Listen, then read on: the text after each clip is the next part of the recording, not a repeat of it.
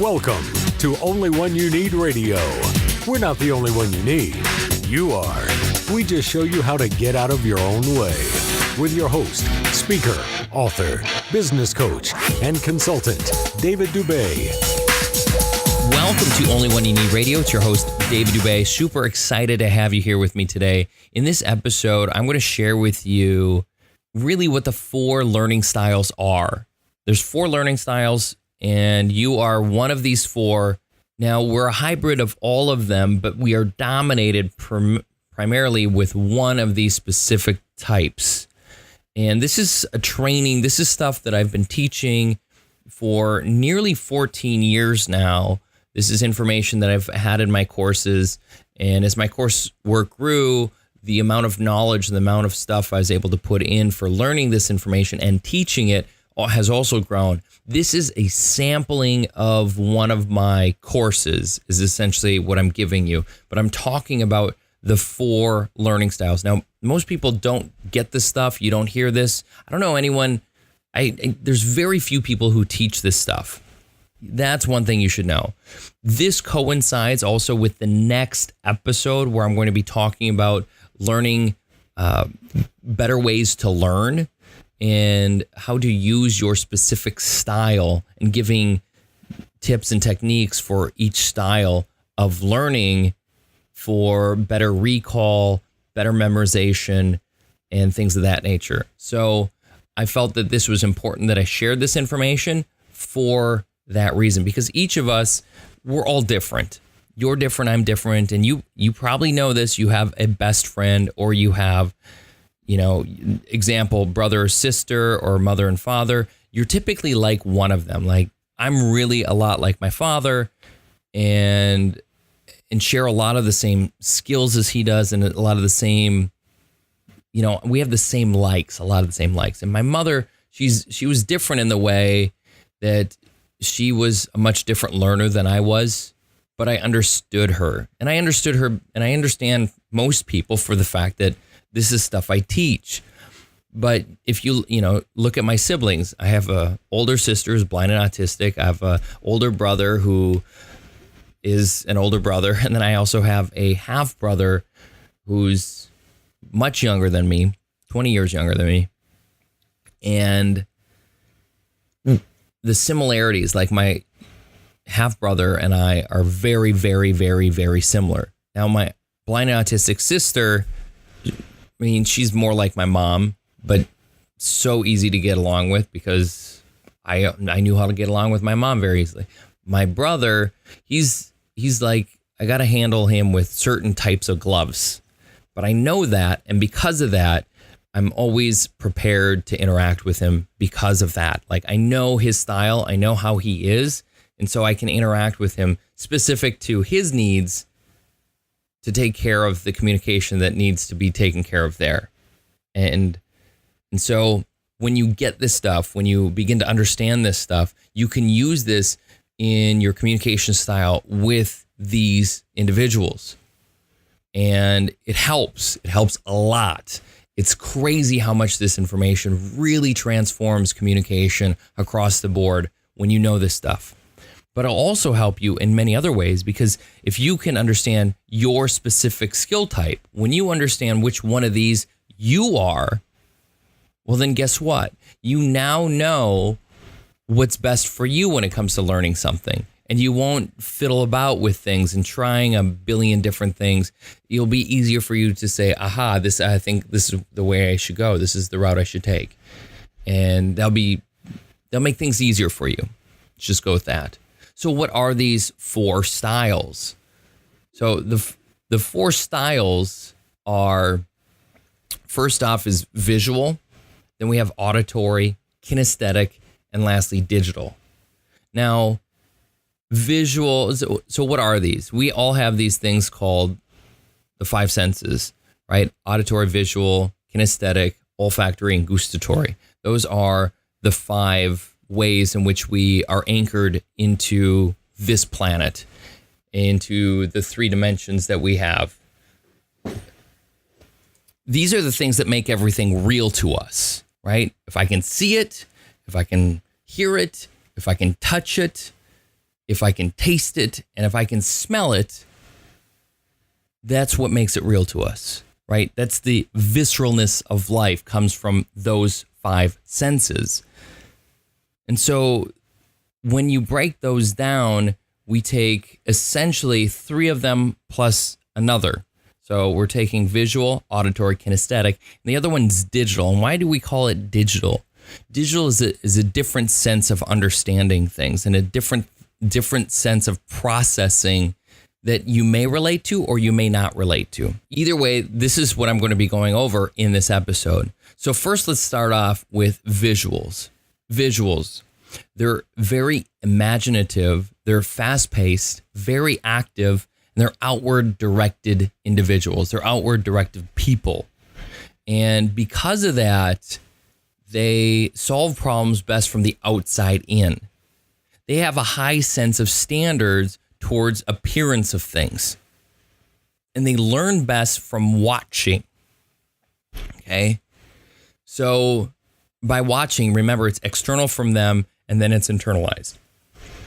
That's important here. The next, if we go to auditory, now auditories are very creative, practical, they're realists, they're medium paced. So between visuals and kinesthetic, they're a little bit slower, but they can handle the fast paced stuff more than that of the kinesthetic.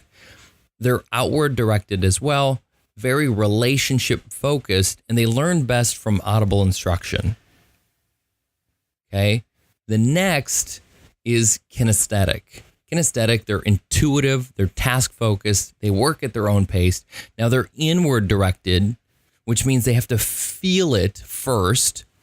And because of that, they solve problems from the inside out. Okay. They solve from the inside out. Their set of visual standards are that they're lower than visual and auditory. So, and they learn best from physical interaction. These are the ones who, when they're learning something, you will notice this person very quickly in a classroom setting. They're the ones who are fidgeting with something during the learning process, or they're taking massive amounts of notes. And they typically have to be doing something physically, like their ankle or their foot's going to be moving about. They're going to be tapping their pen, clicking their pen. They have to do something physically. They're fidgeters when they're learning something. Okay. The next we have digital. They're sensible yet practical, right? They're process focused, and they probably go at the slowest pace. And they're inward directed, very self-directed individuals. They also solve problems from the inside out, and they're the lower set of external standards, possibly lower than that of kinesthetic. And they learn best through breaking it down. They love processes. If you can say, here's the process for doing anything, they love to have it all broken down for them. These are the manual readers. These are the ones who will pick up a manual and read it cover to cover before they invest or do anything. That's a digital person. They have to fully understand it. They can't visualize something in their head very well. If you say, okay, I want you to picture this in your mind's eye, they're going to have trouble doing that. This isn't something that comes naturally to them at all. Kinesthetics are also going to have trouble, but not to the extent of the digital. The digital needs that reference for it to happen. And the process between the 4 of these is very dynamically different. So you might recognize yourself as being one of these over another. I'll give you an example. So I'm a very visual person. And if I look at a topical map, I can figure out how to get somewhere very quickly, just because I can do, I know north, south, east, and west very well. If you say here, if I know where I am, but I know I need to go to XYZ over here, I can get there very easily. And if I drive one place one time, I can also get there very easily. The models that I build in my head visually, I can recognize reference points, whether it's street signs, whether it's, the blue house on the right or the yellow house on the left, whatever. I can remember those things. and use those landmarks to get me somewhere really quickly. An auditory person, they may need to hear it a couple times, right? A kinesthetic person, you have to bring them through. They have to walk through it with you. And it's best if you say, okay, I'm going to show you how to get to this app on your phone, right? You might know how this works, but you hand someone their phone and you say, okay, do this, do this. If I held the phone and showed them, they're not going to remember. But if I put the phone in their hand and I say, all right, this is the process, do this, do this, do this, they're going to be able to remember much better because they're actively doing it themselves. They have to actively do it themselves in order to remember. That's just the way it is. Now, a digital person, you could tell them how to do it, but you give it in steps and they're going to figure it out. They're going to be like, oh, okay, I have that. You told me step 1's do this, step 2's do this, step 3's this. They will be able to go from there. So a set of instructions, digital is perfect. Kinesthetic, not necessarily. They need to do it themselves. They learn best through the actual doing of something. Auditory, you can tell them, and based on that, they will get it. And then once again, visual, all they need to do is watch someone do it once, and they're off to the races.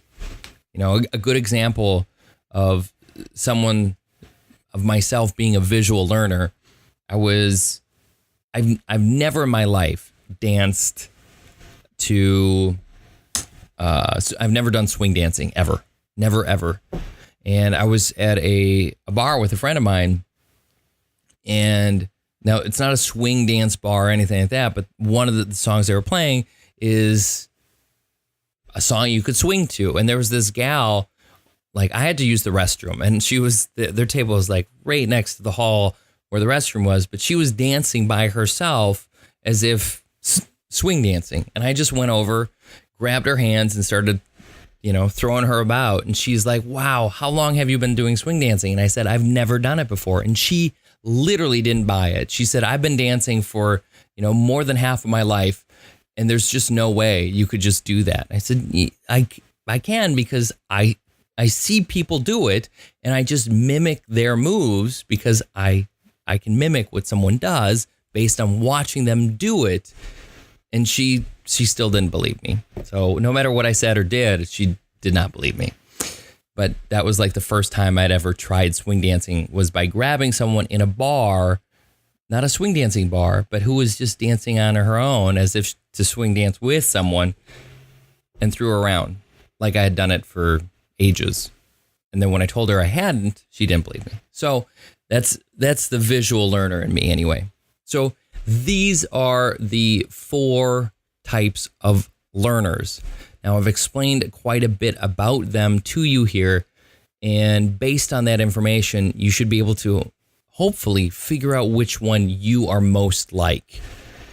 So, and I guess I should maybe give you a couple more examples here, like especially the auditory. That one may not have come across as clear. Yes, they listen. These individuals are often the best at music, drama, speaking, and writing. And they're great storytellers. Auditory people are just naturally gifted storytellers. One of my best friends, he's this way. If he listens to music, he can recreate that music. It's amazing. If he listens to a voice, he can recreate that voice pretty dang well. He's so gifted with how he perceives things through his ears that it blows me away. Now, there's a whole lot more to learning this stuff than what I just gave you. Like when I teach this stuff, I talk about how to visually recognize what one of these people, who they are. Like, how can you look out if you're people watching, how do you know who is what? And there's visual references to figure that out, and I teach that as well. There's also a vocabulary that these individuals use that I also teach too. So if you know their vocabulary, you can easily speak into it and you can relate to them much easier. So these are other things that I talk about, other things that I teach. If you want more information on that, you can find me at onlywhenyouneed.com. Super easy to figure out where to get to me. Otherwise, you can email me as well, david@onlywhenyouneed.com. Super simple. Now it's all spelled out. There's no, you and ones in there. No, it's just all spelled out. And I'm also easy to find on social media. So if you haven't already, find me on the socials.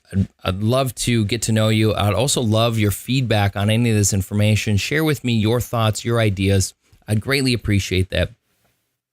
Other than that, it's Dave Dubé here with Only When You Need Radio. It's time that you be the person you're meant to be, believe in all that you're capable of, and become more than you thought imaginable. I look forward to catching you on the next episode. Take care.